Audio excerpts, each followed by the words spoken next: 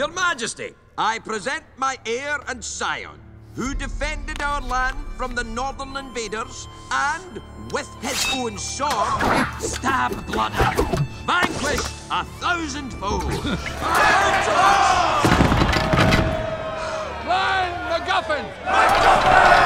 So, the accent for this film, I'm assuming it wasn't too difficult for you. It was very similar to the accent I used in the Dragon movie. It's a Scottish accent. That I don't really do accents. This is what you get. If you hire me, you get this. It's one-stop shop. Any inspiration from maybe people you grew up with, relatives? Oh yeah. A lot of angry teachers. A lot of that, and a lot of kind of.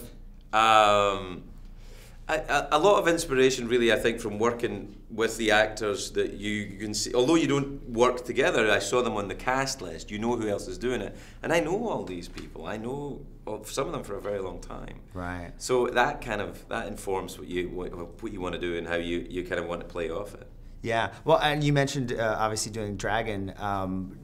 From that experience doing voiceover, I mean, is there anything that you've learned that you're able to apply to your other work, to maybe your comedy, your show, or films that you work in? Sort of the process, learning from that process. I think you could. I think what I try and do is stay out of my own way, you know, and so not to overthink things. I think the desire is to. You know, everyone, I think, has this, you know, that you want to do a perfect job. But I no longer want to do a perfect job.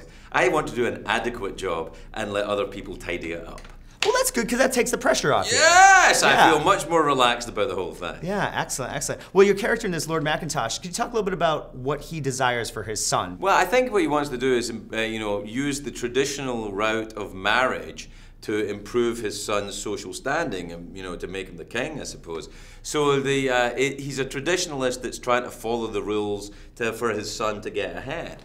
I don't know how much I personally believe that works, and it certainly doesn't work for the character in the movie. I think that, you know, you have to break the mold sometimes. Yeah, they have an interesting father-son relationship. Mm-hmm. A little bit, a little contentious. Yeah, absolutely. Pixar, it just does such an amazing job every time out of the gate. With this, with Scotland, what did you think of, you know, when you started to see the landscape and the countryside and the way they were sort of bringing that to life? It kind of looks like Scotland does at its best. They really got a very authentic feel, I think. Scotland's a very beautiful country, and in this movie, this animated Scotland is just as beautiful. Did you get a chance to travel up to Oakland, to Pixar, and to see what see them working on this? No, I do my work here, but I've been to Scotland a lot. Okay, well, that's good.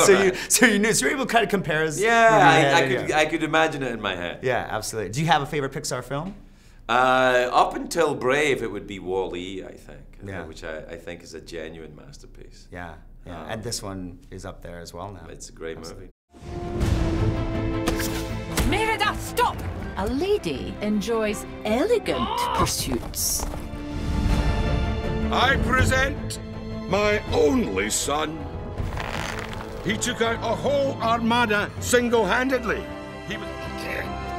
With one arm, he was steering the ship. I want my freedom. But are you willing to pay the price your freedom will cost?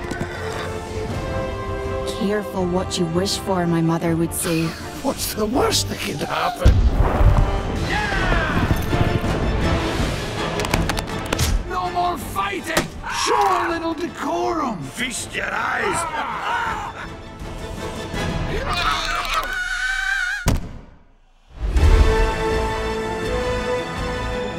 If you had the chance to change your fate, would you?